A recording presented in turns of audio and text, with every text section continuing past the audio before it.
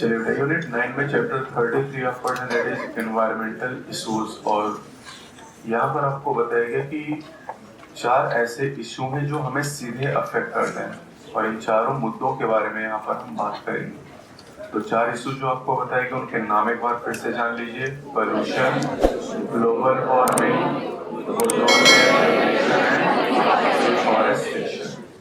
तो इसमें हम पहला टॉपिक पढ़ रहे हैं, that is pollution.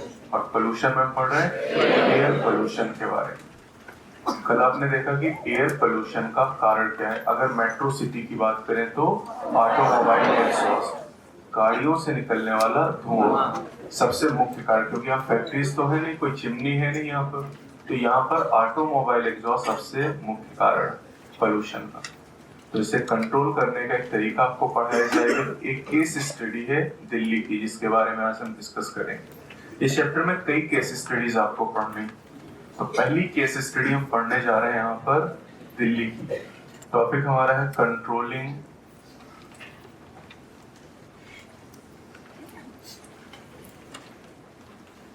Vehicular air pollution.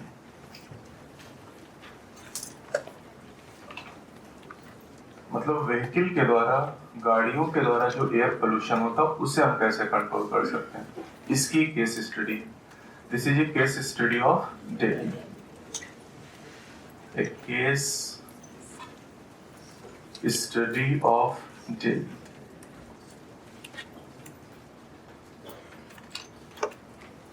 Delhi की अगर हम बात करते हैं तो दिल्ली में अगर हम गुजरात और वेस्ट बंगाल की तुलना में बात करें, गुजरात में जितनी भी गाड़ियां हैं 4 व्हीलर हैं और वेस्ट बंगाल में जितनी भी 4 व्हीलर हैं, अगर उन दोनों को जोड़ दीजिए तो उससे ज्यादा गाड़ियां दिल्ली में। और इसी वजह से दिल्ली में पोल्यूशन बहुत ज्यादा है, ये ज्यादा हुआ करता था और भी। तो यहाँ पर अगर हम बात करते हैं नंबर ऑफ कार्स, तो दिल्ली में कार का number Gujarat plus West Bengal की तुलना में ज्यादा है। 1990 के आसपास की बात करें, 1990s में जो दिल्ली है, दिल्ली की जो रैंक थी वो 4th थी, 4th rank in 41 most polluted cities of the world. आ रहे ना आज? Yes sir. Most polluted cities of the world. दुनिया के 41 सबसे ज्यादा प्रदूषित शहरों में दिल्ली चौथे नंबर पे आया करती थी 1990 के दौरान बात करें। मतलब दिल्ली में पोल्यूशन बहुत ज्यादा बढ़ गया 1990 के आसपास। तो फिर एक PIL दायर की गई सुप्रीम कोर्ट में। PIL पब्लिक इंटरेस्ट लिटिगेशन, जैसे आप कहते हैं जनहित याचिका, इसी को हिंदी में आप सुनते रहते कि जनहित याचिका दायर की गई है ना। तो जनहित याचिका, जो दूसरों की भलाई के लिए केस लड़े जाते हैं, उन्हें PIL कहा जाता है, जनहित याचिका, PIL। सुप्रीम कोर्ट में जब PIL दायर की गई तो सुप्रीम कोर्ट ने सुनवाई करते हुए जो दिल्ली गवर्नमेंट थी, यानी दिल्ली सरकार, उससे कहा कि आप पोल्यूशन को कंट्रोल करने के लिए दिल्ली में क्या कदम उठा रहे हैं, और अगर कोई कदम नहीं उठा रहे हैं तो इसके बारे में कड़े कदम उठाए जाएं और इसके बारे में कोर्ट को बताया जाए कि आप क्या कर रहे हैं पोल्यूशन को कंट्रोल करने के लिए। तो उस समय दिल्ली की जो सरकार है उसको सुप्रीम कोर्ट ने कड़ी फटकार लगाई और कहा कि इसके बारे में कुछ करिए, क्योंकि दिल्ली में पोल्यूशन बहुत ज्यादा है और पोल्यूशन की वजह से हमारे देश में एयर पोल्यूशन की वजह से ही लाखों लोग मरते हैं हर साल, यानी पोल्यूशन एक गंभीर समस्या है। तो सुप्रीम कोर्ट के निर्देश देने के बाद जो दिल्ली की सरकार है उसने कुछ काम करने शुरू किए। क्या क्या काम किए गए उसके बारे में हम बात करेंगे। सबसे पहला काम ये किया गया कि अभी तक जो पब्लिक ट्रांसपोर्ट था दिल्ली में, जो कि बसेस थी मेनली, पेट्रोल डीजल से चला, तभी मेट्रो नहीं थी दिल्ली में उस समय, 1990 की बात है ना। तो पेट्रोल और डीजल से चलने वाली जो बसेस थी उन सारी बसेस को सीएनजी से कन्वर्ट कर दिया बाय द ईयर 2002। मतलब अगले 12 साल के दौरान दिल्ली में चलने वाली जितनी भी बसेस थी जो डीजल पेट्रोल से चलती थी उनको सीएनजी से कन्वर्ट कर दिया गया। तो पहला काम किया गया दिल्ली की सरकार के द्वारा, all the buses are run by CNG by the year 2002। सन 2002 तक सारी बसेस सीएनजी से चलाई जाने लगी। अब आप कहेंगे पेट्रोल डीजल की जगह पर सीएनजी यूज करेंगे तो इसका क्या फायदा है? तो चलिए देखते हैं कि सीएनजी के फायदे क्या हैं। सीएनजी आप जानते हैं ना, कंप्रेस्ड नेचुरल गैस। तो CNG is better than petrol and diesel. ये पेट्रोल और डीजल की तुलना में बेटर है। क्यों बेटर है? उसके रीजन है। पहला कारण देखिए, पहला रीजन ये है कि सीएनजी पेट्रोल डीजल की तुलना में अच्छी तरीके से बर्न होती। कल आपने देखा था ना कि कैटालिटिक कन्वर्टर ने पहला काम क्या किया था, अनबर्न हाइड्रोकार्बन को CO2 और वाटर में चेंज किया। अनबर्न मतलब पेट्रोल डीजल का कुछ हिस्सा नहीं जलता है, अनबर्न रह जाता है। सीएनजी पूरी तरीके से बर्न करती है, उसका कोई हिस्सा बचता नहीं है। तो सीएनजी बर्न मोर एफिशिएंटली,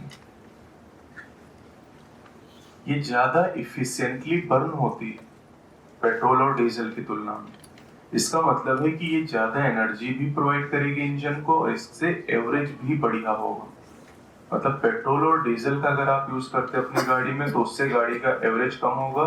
सीएनजी से एवरेज भी अच्छा होगा क्योंकि इसका बहुत कम हिस्सा ऐसा है जो अनबर्न रहता है, जबकि पेट्रोल डीजल का ज्यादा हिस्सा अनबर्न रह जाता है। दूसरा, CNG is cheaper than petrol and diesel. CNG सस्ती है पेट्रोल डीजल की तुलना में, तो सस्ती भी है और एवरेज भी ज्यादा अच्छा देगी। इससे अच्छा और क्या हो सकता है? तो CNG cheaper than petrol and diesel, ये पेट्रोल और डीजल की तुलना में सस्ती भी है। तीसरा, आपने देखा कि पिछले साल लखनऊ में बहुत सारे, या आप जहाँ पे रहते होंगे वहां पे बहुत सारे पेट्रोल पंप सीज कर दिए गए। देखा होगा आपने, जगह जगह पर पेट्रोल पंप बंद कर दिए गए, सीज कर दिया गया, क्योंकि वो मिलावट कर रहे थे। पेट्रोल डीजल में मिलावट करना आसान, लिक्विड है वो, उसमें आसानी से मिट्टी का तेल मिलाया जा सकता है। मिट्टी के तेल की कीमत 35 रुपए लीटर है, पेट्रोल 80 रुपए लीटर है। तो अगर 10 लीटर पेट्रोल में 1 लीटर केरोसिन ऑयल मिला दिया गया तो इसकी वजह से जो पेट्रोल पंप का मालिक है उसको काफी फायदा होगा। तो इसलिए ये लोग मिलावट कर देते हैं, जबकि सीएनजी तो गैस है और गैस में मिलावट करना पॉसिबल नहीं है। तो CNG can not B adulterated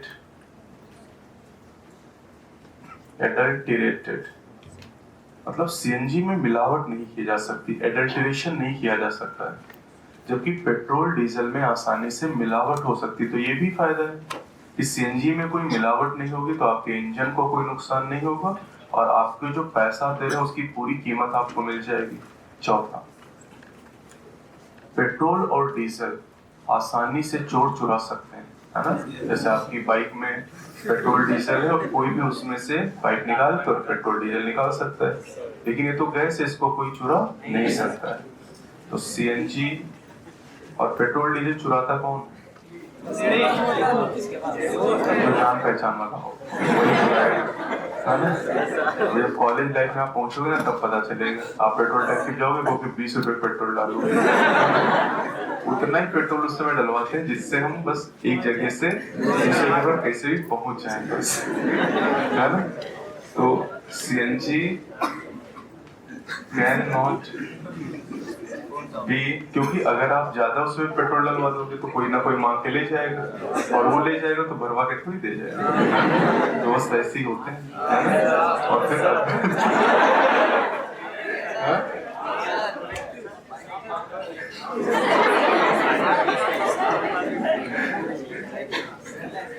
CNG can not be siphoned off by the thieves. तो बहुत सारे फायदे हैं। सीएनजी सस्ता भी है, अच्छी तरीके से बर्न करता है, चोर चुरा नहीं सकते, मिलावटखोर मिलावट नहीं कर सकते, सारे फायदे ही फायदे हैं। तो इसीलिए सीएनजी का यूज किया गया दिल्ली सरकार के द्वारा, और जितनी भी बसेस थी जो पेट्रोल और डीजल से चलती थी उन्हें कन्वर्ट कर दिया गया सीएनजी से। तो ये तो एक बात हो गई कि सीएनजी का फायदे हैं बहुत सारे। और क्या किए गए? नंबर 2, ये पहला कदम हो गया दिल्ली सरकार का। दूसरा, phasing out of old vehicles. Old vehicle मतलब जितनी गाड़ी पुरानी होती जाती है ना, उससे पोल्यूशन उतना ही ज्यादा होता जाता है। तो दिल्ली में 10 साल से ज्यादा पुरानी गाड़ी आप नहीं चला सकते हैं। जितनी भी 10 साल से पुरानी व्हीकल्स होते हैं उन्हें फेजिंग आउट यानी उस स्टेट से बाहर कर दिया जाता है। आसपास के स्टेट में आप चला सकते हैं, लेकिन दिल्ली में आप नहीं चला सकते 10 साल से पुरानी गाड़ी। तो एक ये कदम उठाएगा, phasing out of old vehicle. इसके अलावा यूज ऑफ अनलेडेड पेट्रोल और डीजल। अनलेडेड पेट्रोल और डीजल का यूज करेंगे, अगर लेड नहीं होगा तो इससे भी पोल्यूशन कम होगा। इसके अलावा यूज ऑफ कैटालिटिक कन्वर्टर्स, इसकी डिटेल कल आप पढ़ चुके हैं।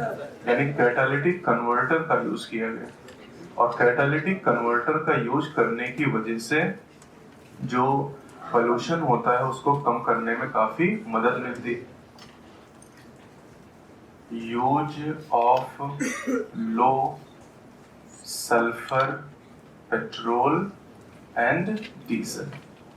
लो सल्फर, सल्फर जितना कम होगा पेट्रोल और डीजल में, सल्फर डाइऑक्साइड उतना ही कम रिलीज होगा। और आप जानते हैं कि SO2 एक बड़ा पोल्यूटेंट, उसको हटाने के लिए हमने स्क्रबर यूज किया। तो SO2 गाड़ी से क्यों निकल रहा? क्योंकि पेट्रोल में सल्फर प्रेजेंट है, इसलिए वो सल्फर ऑक्सीजन से रिएक्शन करके SO2 में चेंज हो जाता है और ये पोल्यूटेंट बन जाता है। तो पेट्रोल डीजल में सल्फर जितना कम होगा, पोल्यूशन SO2 का उतना ही कम हो जाएगा। छठा काम क्या किया गया? मोर स्ट्रिंजेंट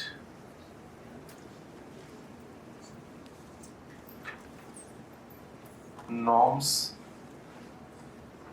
ज्यादा कठोर मानक बनाए गए। कुछ कठोर कदम उठाए गए, कुछ कठोर मानक बनाए गए। और ये नॉर्म्स आप जानते हैं, जैसे कि आप जानते हैं कि 1 अप्रैल 2020 से एक नॉर्म शुरू होने वाला हमारे देश में, दैट इज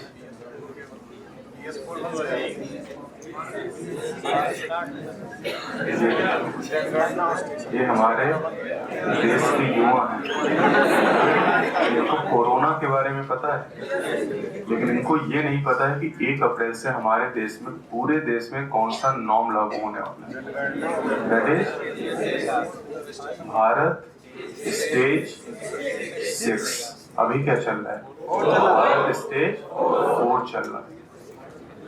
तो 1 अप्रैल 2020 से भारत स्टेज 6 लागू हो जाएगा हमारे पूरे देश में। अभी जो चल रहा है दैट इज भारत स्टेज 4। तो इन नॉर्म की थोड़ी सी बात कर लेते हैं। सबसे पहला जो नॉर्म आया हमारे देश में ये था यूरो नॉर्म 1। ये कब आया? सन 2000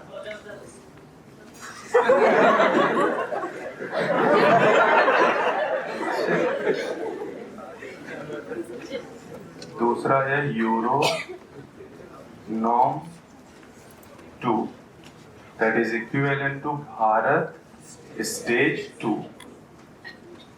ये कब आया? 2005। तीसरा है भारत स्टेज 3, 2010। भारत स्टेज 4 चल रहा है इस समय, लेकिन बस 20 दिन का मेहमान और है। भारत स्टेज 4 कब से लागू हुआ? 2017। फिर भारत स्टेज 6, 5 कहाँ गए? 5 को लागू होना था 2015 में, ठीक है, लेकिन 16 में इसे स्किप कर दिया गया क्योंकि पोल्यूशन जो नॉर्म बनाए गए थे उस हिसाब से बनाए गए थे कि पोल्यूशन को धीरे धीरे कंट्रोल करना है। लेकिन पोल्यूशन इतनी तेजी से बढ़ रहा है कि अगर यूरो नॉर्म 5 हम लेके आएंगे तो उससे पोल्यूशन को कंट्रोल करने में कोई मदद नहीं मिलेगी। इसलिए भारत स्टेज 5 को स्किप कर दिया गया और 6 को लागू कर दिया गया, और ये 1 अप्रैल 2020 से लागू होगा, लेकिन अभी एनसीईआरटी में इसका जिक्र नहीं है। 1 अप्रैल 2020 एनसीईआरटी में केवल ये दिया गया, इतना। ये एनसीईआरटी में भी दिया गया आपको, और एनसीईआरटी में ये ऐसा टॉपिक है जो 3 बार बदला गया, क्योंकि एनसीईआरटी जो लिखी गई जो आप पढ़ रहे हैं 2005-6 की, तो तब से बहुत सारे चेंजेस आ गए, तो समय समय पर इसे बदलता जाता है इस टॉपिक को। ये फिर नई टेबल एक आई आपकी जो बुक में है, ये 2019 में ऐड की गई। अगर आपकी किताब पिछले साल की भी है ना, तब भी उसमें टेबल नहीं होगी। तो ये लेटेस्ट चेंज एनसीईआरटी ने किया, जो टेबल आपको मैंने यहाँ पर दी, और उसमें जो लिखा हुआ 3 पार्ट में, वो एक ही लाइन में आप समझ सकते हो कि 2017 अप्रैल से भारत स्टेज 4 एप्लीकेबल है हमारे पूरे देश में, 2 व्हीलर के लिए, 3 व्हीलर के लिए और 4 व्हीलर के लिए। और 2020 1 अप्रैल से, यानी इस साल से अप्रैल से 1 अप्रैल से BS6 एप्लीकेबल हो जाएगा। तो दोनों सवाल आपके नीट के लिए जरूरी हो सकते हैं, क्योंकि ये एप्लीकेबल जस्ट हो रहा है तो नीट आपसे पूछ सकता है, या फिर BS4 अगर पूछेगा तो ये भी आप कर सकते हैं। वैसे मैंने सारे नॉर्म आपको बता दिए कि कौन सा नॉर्म कब एप्लीकेबल हुआ हमारे देश में, और आसान है, 2000, 2005, 2010, 2017, 2020, 5 है नहीं नॉर्म यहाँ पर। तो अब एक नॉर्म मैं आपको बताता हूं, जैसे भारत स्टेज 3 की बात करते हैं, इसकी जो 2010 में एप्लीकेबल हो। भारत स्टेज 3, भारत स्टेज 3 में ये कहा गया कि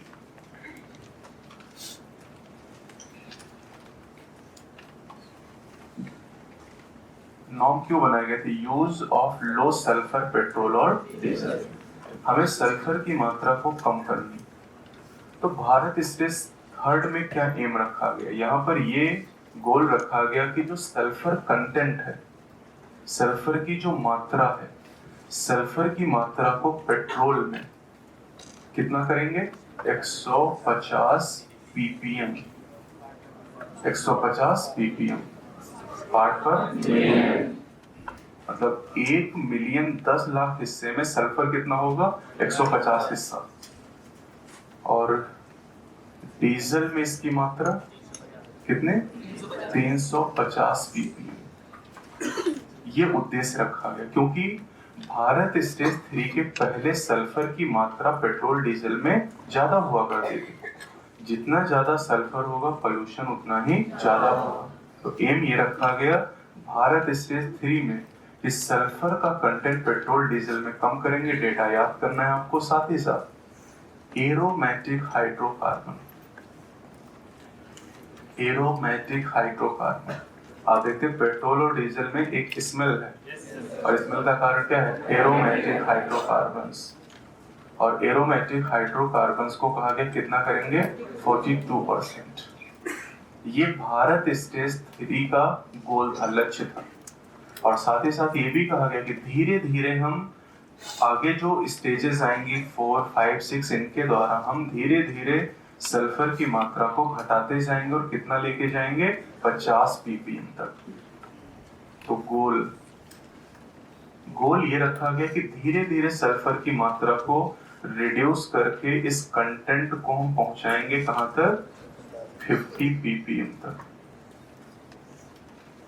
इसका मतलब 35%। अगर आप पेट्रोल से कैलकुलेट करें तो पेट्रोल में 150 ppm सल्फर था, इसे हम अगर 50 तक ले जाएं तो कितने परसेंट तक हमने कम कर दिया? 35% तक हमने कम कर दिया इसको, क्योंकि 50 ppm अगर हम सल्फर का कंटेंट रखते हैं तो ये पहले का कितना है 35%। तो ये गोल रखा गया और ये भारत स्टेज थर्ड में जो हमें अचीव करना था वो अचीवमेंट के लिए हमारे लक्ष्य थे और धीरे धीरे हमें इस लक्ष्य को प्राप्त करना है। इसीलिए धीरे धीरे हम अपने स्टेजेस को भी चेंज करते हैं। इनमें दो तरह के परिवर्तन किए जाते हैं। एक तो देखिए जो स्टेजेस बदलते उसमें हमें कुछ नहीं करना है। जैसे अभी 1 अप्रैल से भारत स्टेज 6 लागू हो जाएगा हमारे पूरे देश में, BS6। तो BS6 जब लागू होगा तो हमें कुछ नहीं करना है, दो लोगों को काम करना है। एक जो कंपनी गाड़ी बनाती है और एक वो कंपनी जो डीजल पेट्रोल बेचती है, उनको अपग्रेड करना पड़ेगा। जो कंपनी गाड़ी बनाती है उसे अपने इंजन को अपग्रेड करना पड़ेगा, उसे ऐसा इंजन बनाना पड़ेगा जिससे पोल्यूशन कम से कम हो। और दूसरा, उन कंपनियों को, जैसे आप देखते हैं भारत पेट्रोलियम, हिंदुस्तान पेट्रोलियम, रिलायंस, तो इन कंपनियों को चेंज करना पड़ेगा अपने डीजल पेट्रोल में। इनका जो डीजल पेट्रोल होगा उसमें इनको सल्फर की मात्रा कम करनी पड़ेगी। इसमें हमें कुछ नहीं करना है, बस हमारे लिए ये होगा कि व्हीकल थोड़े से महंगे जरूर हो जाएंगे, क्योंकि जब हम कैटालिटिक कन्वर्टर का यूज करेंगे, जब हम इंजन को अपग्रेड करेंगे, तो इससे इंजन की कॉस्ट यानी व्हीकल की कॉस्ट थोड़ी सी बढ़ जाएगी। लेकिन ये कॉस्ट जो एनवायरनमेंट को प्रोटेक्ट करने की कॉस्ट है उससे बहुत कम है। मतलब इसकी वजह से हम अपने एनवायरनमेंट को सुरक्षित कर पाएंगे और ये एनवायरनमेंट हमारे लिए ही है। तो ये कुछ 6 तरीके अपनाए गए दिल्ली की सरकार के द्वारा और ये देखा गया कि सन 1997 से एक सर्वे किया गया, 1997 से 2005 के बीच इन सारे जो 6 काम मैंने बताए, इन वजहों से जो 1997 से 2005 के बीच में दिल्ली में सल्फर डाइऑक्साइड और कार्बन डाइऑक्साइड की मात्रा थी, इस मात्रा में कमी आ गई। एयर में SO2 और CO2 के कम होने का मतलब क्या है? कम हुआ।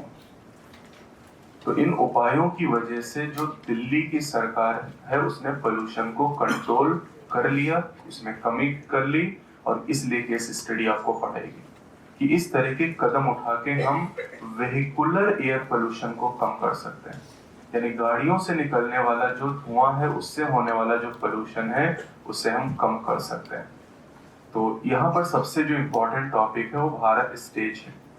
भारत स्टेजेस आपको कम से कम 2 जरूर ध्यान रखनी है, 4 और 6। 4 अप्रैल 2017 से एप्लीकेबल है पूरे देश में और 6 अप्रैल 2020 से एप्लीकेबल होने वाली है। तो ये 2 बातें मत भूलिएगा। अब हमारे एनवायरनमेंट को एयर पोल्यूशन से बचाने के लिए एक एयर एक्ट लागू किया गया। एयर एक्ट, एनवायरनमेंट एक्ट कब आया? 1986 और एयर एक्ट 1981 में आया। एयर एक्ट या एयर प्रोटेक्शन एक्ट। इस एयर एक्ट में 6 साल के बाद एक अमेंडमेंट किया गया, संशोधन किया गया और संशोधन के बाद नॉइज को एयर पोल्यूशन में ऐड कर लिया गया। मतलब आज के समय में नॉइज एक एयर पोल्यूशन ही है, जबकि 1986 के पहले नॉइज पोल्यूशन को अलग पढ़ते थे, लेकिन अब हम ये मानते हैं कि noise pollution is a part of the air pollution. तो 1987 में एक अमेंडमेंट किया गया जिसे कहते हैं एयर अमेंडमेंट एक्ट, और उस अमेंडमेंट में क्या किया गया? नॉइज को एयर पोल्यूशन के अंदर शामिल किया गया। चलिए देखिए बेटा, नॉइस की अगर हम बात करें तो आप इसे कहते हैं शोर। तो शोर का एक्चुअली मतलब क्या है? जैसे ये जो नॉइज है इसको हम मेजर करते हैं यूनिट में, दैट इज कॉल्ड डेसिबल। इसे डेसिबल में मेजर किया जाता है। तो नॉइज को मेजर करने की जो यूनिट है दैट इज डेसिबल। डेसिबल कैसे रिप्रेजेंट करते हैं? स्मॉल डी कैपिटल ई से रिप्रेजेंट करते हैं डेसिबल। तो कितने डेसिबल तक का जो साउंड है वो नॉइज नहीं है?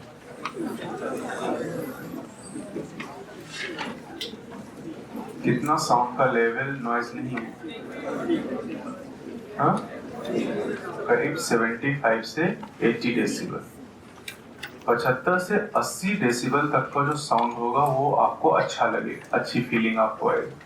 लेकिन इससे ज्यादा जब साउंड बढ़ेगा ना तब आपको अच्छा नहीं लगेगा।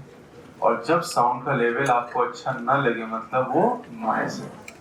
Undesirable high level of sound is called noise.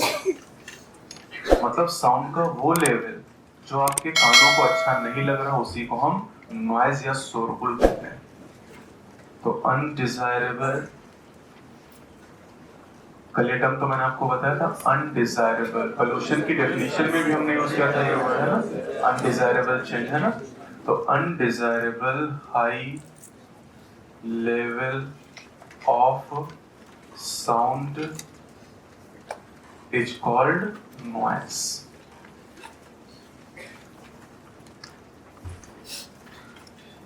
अब ये नॉइज होता क्यों, उसके कारण क्या है ये जान लेते हैं। कॉजेस। कॉजेस आप जानते हो, ये एक ऐसा टॉपिक जहां पर बहुत ज्यादा चीजें पढ़ने की जरूरत नहीं, ये आप जानते हैं। भाई आपसे पूछा जाए नॉइस क्यों हो रहा है तो आप बता सकते हैं कि लाउड स्पीकर तेजी से बजाएंगे, पटाखे तेजी से फोड़ेंगे, हॉर्न ज्यादा तेजी से बजाएंगे, इन सबसे क्या होता है? Noise pollution. तो मैं लिख दे रहा हूँ आपके पास, लिखा हो, बहुत जरूरत है नहीं क्योंकि ये सब सवाल पूछे नहीं जाते हैं ज्यादा। तो कॉज में यूज ऑफ लाउड स्पीकर, अगर हम बहुत तेजी से लाउड स्पीकर बजाते हैं, म्यूजिक सिस्टम बजाते हैं तो इससे नॉइस पोल्यूशन होता है। इसके अलावा यूज ऑफ क्रैकर्स, अगर हम बहुत तेज साउंड वाले पटाखे लगाते हैं इसकी वजह से भी पोल्यूशन होता है। By taking off a jet plane. Jet plane जाते हैं, क्या होता है? लड़ाकू विमान कहते हैं जेट प्लेन। ये जो जेट प्लेन है जब टेक ऑफ करते हैं तो कितना साउंड प्रोड्यूस होता है? 150 डेसिबल या उससे ज्यादा। और ये इतना साउंड लेवल है जिससे आपके कान के पर्दे परमानेंटली डैमेज हो सकते हैं। ईयर ड्रम ये हमेशा के लिए डैमेज हो सकते हैं। मतलब आपके सुनने की क्षमता हमेशा के लिए खत्म हो सकती है। मतलब 75 से 80 डेसिबल तक का साउंड तो ठीक है, इसके ऊपर 140 डेसिबल तक का साउंड आप टॉलरेट कर सकते हो, और इससे ज्यादा अगर 150 डेसिबल या इससे ज्यादा का साउंड है तो कान के पर्दे फट जाएंगे और सुनने की क्षमता हमेशा के लिए खत्म हो जाएगी। तो यानी taking off a jet plane या रॉकेट। तो ये कुछ रीजन है जिनकी वजह से नॉइस होता है। अब नॉइस का इफेक्ट क्या पड़ेगा इसको देख लीजिए। कॉन्सिक्वेंसेस मतलब परिणाम। Consequences of noise pollution. Noise pollution की अगर हम बात करते हैं तो नॉइस पोल्यूशन की वजह से स्लीपलेसनेस, नींद ना आना। नॉइस की वजह से नींद ना आने की समस्या हो सकती है, लेकिन यह समस्या आपको कभी नहीं हो सकती। आपकी समस्या है जागरण। जैसे यहाँ भी इतना शोर होता है लेकिन आप सो लेते हैं, है ना। कई लोग इतने शोर में भी सो सकते हैं। तो अगर यहाँ के शोर में सो सकते हैं तो कहीं भी सो सकते हैं, रॉकेट हो चाहे कोई फर्क नहीं पड़ता। Sleeplessness, that is altering breathing pattern, जो ब्रीदिंग पैटर्न है, ब्रीदिंग तो आप जानते हैं है ना, जो ब्रीदिंग का पैटर्न है वो चेंज हो जाता है, altering breathing pattern. Increased heart beat, heart beat increase हो जाती है। बहुत सारे परिणाम होते हैं, स्ट्रेस, एंजाइटी, इसके अलावा नर्वस डिसऑर्डर, इसकी वजह से नर्वस डिसऑर्डर हो सकते हैं, नर्वस डिसऑर्डर,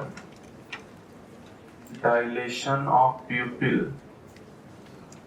प्यूपिल डायलेट कर जाती, constriction of the blood vessel, सब लिखे आपके पास। तो इसमें से शुरुआत के जो 3-4 केस हैं वो सबसे ज्यादा जरूरी है, जैसे स्लीपलेसनेस है, ऑल्टरिंग ब्रीदिंग पैटर्न है, इंक्रीज्ड हार्ट बीट है, स्ट्रेस है, एंजाइटी, ये सबसे इंपॉर्टेंट परिणाम है नॉइस पोल्यूशन के। अब फिर अगला सवाल कि कैसे कंट्रोल करें, तो ये बहुत आसान है भाई, जो कॉजेज हैं उन्हीं को आप कंट्रोल कर लीजिए, नॉइस को आप कंट्रोल कर लेंगे। तो कंट्रोल कैसे करेंगे? कंट्रोल करने के लिए जो लाउड स्पीकर बजा रहे हैं, म्यूजिक सिस्टम आप यूज कर रहे हैं अपने एंटरटेनमेंट के लिए, उसको कम करें, उसके साउंड को कम कर दिया जाए। इसी तरह जो जैसे हॉस्पिटल और स्कूल के आसपास बोर्ड लगे होते हैं कि यहाँ हॉर्न बजाना मना है, थोड़ा सा हॉर्न बना होता है उस पर कट का निशान लगा रहता है ना, लेकिन इंडियंस अगर वो लिखा ना होता ना तो उनको याद ना आता, वो हॉर्न ना बजाते, लेकिन वहाँ लिखा है ना कि यहाँ हॉर्न बजाना मना है, तो ईगो पे बात आ जाती है, तो मुझे मना किया इसलिए यहाँ ये काम जरूर करें, तो इंडियन वो काम वहाँ पे जरूर करेंगे, ठीक है। लेकिन अब जैसे जहाँ पे लिखा होता है यहाँ थूकना मना है, वहाँ थूकेगा जरूर है ना? और अगर लिखा है कि यहाँ पर थूकने पर 10,000 रुपए जुर्माना लिया जाएगा, और लिया की जगह वो दिया 500 रुपए जुर्माना दिया जाए, तो और फिर रोना रोते हैं कि कहीं साफ सफाई नहीं रहती, तो कौन गंदा करता है?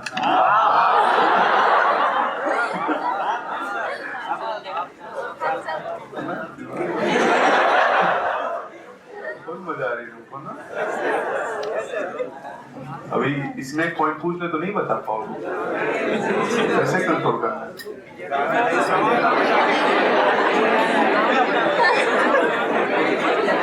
ऐसे बाजार लगा के कंट्रोल कर रहे हैं, कंट्रोल करके खिला रहे हो।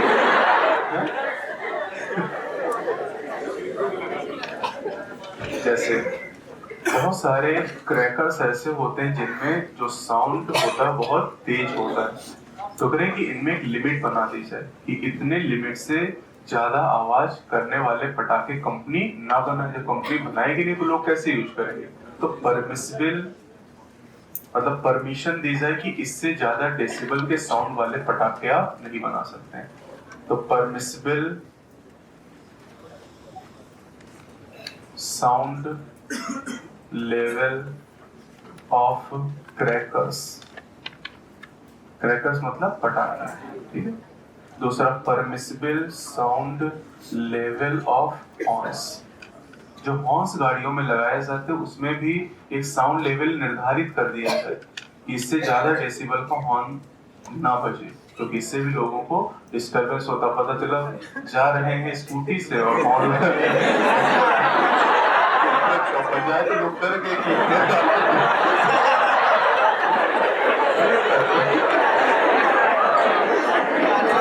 कि कोई साइकिल पे जा रहा हो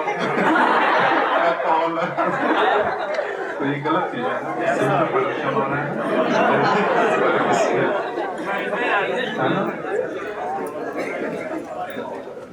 ऑन फ्री जोन बनाए से, on free zone around schools and hospital, और बनाए जाते हैं लेकिन पालन नहीं होता हमारे देश में। नियम तो बहुत है ना, on free zone around schools and hospitals, क्योंकि स्कूल में जो बच्चे पढ़ते हैं उन पे बुरा प्रभाव पड़ता है नॉइस का, और हॉस्पिटल में जो पेशेंट है उन पे भी बुरा प्रभाव पड़ता है नॉइस का।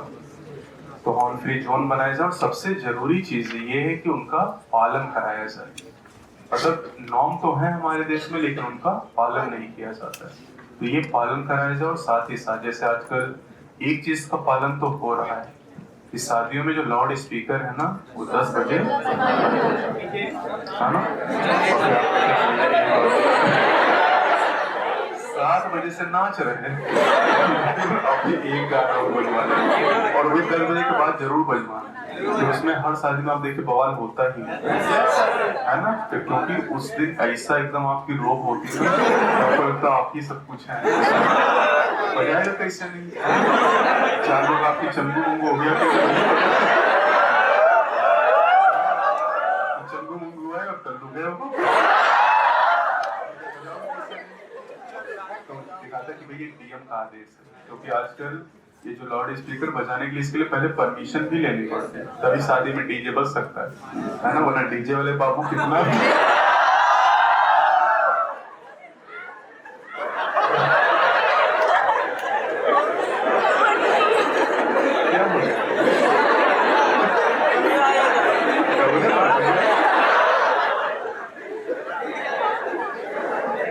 गुल्ली करे क्यों हो रही है।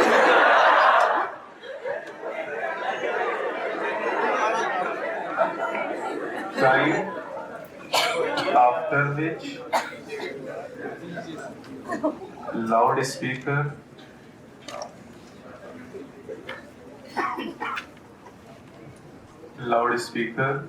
cannot be played। फिर एक समय के बाद लाउड स्पीकर बजाए नहीं जा सकते और ये कुछ नियम बनाए गए हैं ताकि नॉइस पोल्यूशन को कंट्रोल किया जा सके। बहुत ज्यादा सवाल यहाँ पर नहीं पूछे जाते हैं, ठीक है, लेकिन ये जरूरी। इसके अलावा एक काम और हम करते हैं, जैसे आपने देखा कि आप जब सिनेमा हॉल में जाते हैं मूवी देखने के लिए तो आप देखते हैं कि उसके अंदर कितनी तेज साउंड, लेकिन जैसे आप दरवाजे से बाहर आते हैं एकदम कोई साउंड नहीं महसूस किया आपने, लेकिन आप अपने घर में एक कमरे में उतनी तेज साउंड बजाइए पूरा मोहल्ला जान, लेकिन सिनेमा हॉल में दरवाजे के बाहर भी आपको नहीं सुनाई दे रहा और उसके अंदर जैसे जाते ये एकदम, तो ऐसा क्यों? वहाँ पे साउंड मफलिंग मटेरियल लगाया गया तो साउंड को एब्जॉर्ब कर लेता है, दैट इज स्टाइरोफोम। ये क्वेश्चन मैंने दिया था आपको अभी लेटेस्ट जो आपके टेस्ट में है ना, उसमें क्वेश्चन मैंने आपको दिया था। आरटीएस का जो पहला टेस्ट जो मैंने अलाउ किया था वो दिया अगर आपने होगा ना, तो स्टाइरोफोम का यूज करते हैं। तो साउंड एब्सॉर्बेंट और मफलिंग मटेरियल जैसे स्टाइरोफोम। एग्जाम्पलर के लिए मैंने बोला था, तो ये क्वेश्चन एग्जाम्पलर का ही है एक्चुअली, तो आपकी जो वर्कबुक है उसमें क्वेश्चन आपको मिल जाएगा, वहां से आप इसको सॉल्व कर सकते हैं। ये सिनेमा हॉल में यूज किया जाता है साउंड को मफल करने के लिए, साउंड को एब्जॉर्ब करने के लिए, ताकि साउंड उसके बाहर ना जा पाए। देखिए दो चीजें यहाँ पर है, एक तो अगर हाई लेवल का साउंड थोड़ी देर तक हमारे संपर्क में आएगा तो सुनने की क्षमता खत्म होगी, जैसे रॉकेट या जेट प्लेन। इसने इतना साउंड प्रोड्यूस किया 150 डेसिबल्स या उससे ज्यादा, जिससे आपके सुनने की क्षमता तुरंत खत्म हो जाएगी। तो हाई लेवल का साउंड अगर थोड़ी देर तक हमारे संपर्क में रहेगा तब भी सुनने की क्षमता खत्म होगी, या साउंड का लेवल कम है, नॉइस कम है, लेकिन हम उसके संपर्क में ज्यादा देर तक रहते हैं। या आप ये समझिए आप किसी ऐसे इलाके में रहते हैं जहाँ फैक्ट्रीज लगी, दिन रात मशीनें चलती हैं, लेकिन नॉइस का लेवल वहां पर 80, 90, 100 डेसिबल है, लेकिन नॉइस है वहां पर 75 के ऊपर नॉइस कम यूज करेंगे हम साउंड के लिए। तो हम मशीनें दिन रात चलती है और आप उस इलाके में रहते हैं, तो आप लो नॉइस मतलब नॉइस का लेवल कम है, लेकिन आप उसके संपर्क में ज्यादा समय तक रहते, तो इससे भी हियरिंग एबिलिटी परमानेंटली लॉस हो सकती है, सुनने की क्षमता हमेशा के लिए खत्म हो सकती है। तो हाई नॉइज लेवल के संपर्क में कम देर तक रहने पर या लो नॉइज के संपर्क में ज्यादा दिनों तक रहने से सुनने की क्षमता हमेशा के लिए खत्म हो सकती है। चलिए बेटा, टॉपिक हमारा चला है पोल्यूशन, जिसमें हमने एक पोल्यूशन डिस्कस कर लिया है, एयर पोल्यूशन। अब आते हैं दूसरे नंबर पे, दैट इज वाटर पोल्यूशन। और वाटर पोल्यूशन में जो मैं आपको पढ़ाने जा रहा हूँ ये मैं आपको पढ़ा चुका हूँ। तो एक बार हम रिवाइज कर लेते हैं इस टॉपिक को। टॉपिक था microbes in human welfare chapter. इस चैप्टर में टॉपिक मैंने पढ़ा था माइक्रोब्स इन सीवेज ट्रीटमेंट, है ना। तो वहां पर हमने आपको पढ़ा सीवेज ट्रीटमेंट प्लांट के बारे में, STPs के बारे में। तो वहां जो चीजें हमने पढ़ी थी वही हम यहाँ पर रिपीट करेंगे, ठीक है। तो चलिए देखते हैं जरा। वाटर पोल्यूशन की अगर हम बात करें तो इसका एक सबसे बड़ा कारण है सीवेज। और सीवेज की बातें हम खूब कर चुके हैं, ये आपको आना चाहिए, ठीक है। सीवर जिसे हमने कहा, हमारे घर से निकलने वाला जो गंदा पानी है उसी को हम क्या कहते हैं, सीवेज या सीवर कहा जाता है। या आप इसे डोमेस्टिक सीवेज कह सकते हैं। डोमेस्टिक मतलब घर से निकलने वाला गंदा पानी। तो चाहे हमसे कहा जाए वेस्ट वाटर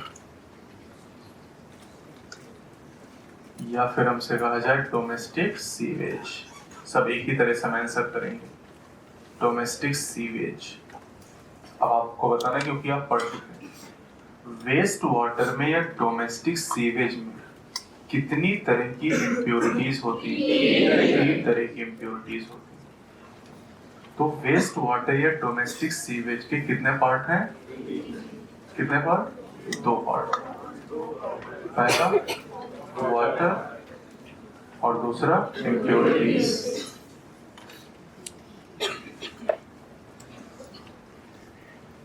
वेस्ट वाटर या डोमेस्टिक सीवेज में पानी कितना है, 99.9%। और इम्प्योरिटीज कितनी है, 0.1%। और 0.1% इम्प्योरिटीज होने की वजह से क्या हम डोमेस्टिक सीवेज को यूज कर सकते हैं, नहीं कर सकते। केवल 0.1% इम्प्योरिटीज है सीवर के पानी में, लेकिन वो यूज करने के लायक नहीं, उसे हमें ट्रीट करके फिर यूज करना होता है। तो ये जो 0.1% इम्प्योरिटीज है कितनी तरह की हैं, 3 तरह की। ये इम्प्योरिटीज 3 तरह की।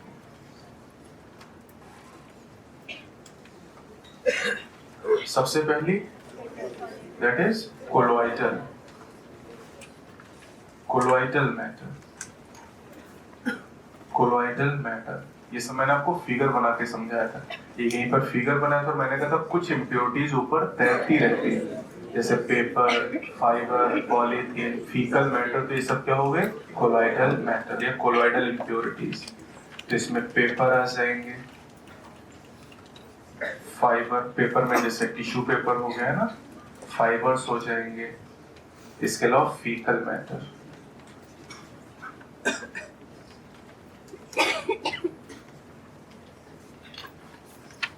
दूसरी जो इम्प्योरिटीज है these are suspended, suspended solid. Suspended solid में क्या हो जाएगा, जैसे सॉइल जो नीचे बैठ जाते हैं। सीवर के पानी को भर के रख दे तो जो नीचे इम्प्योरिटीज बैठ जाती है वो क्या है, सस्पेंडेड। जिसमें सैंड आ जाएगा, है ना। सैंड के अलावा क्ले, क्ले क्या है, चिकनी मिट्टी, ये है बालू, है ना। इसके अलावा सिल्ट हो गया, और भी कई नाम मैंने बताया था, कुछ याद होंगे, है ना। क्या थे, कंक्रीट, कंक्रीट मैंने बताया,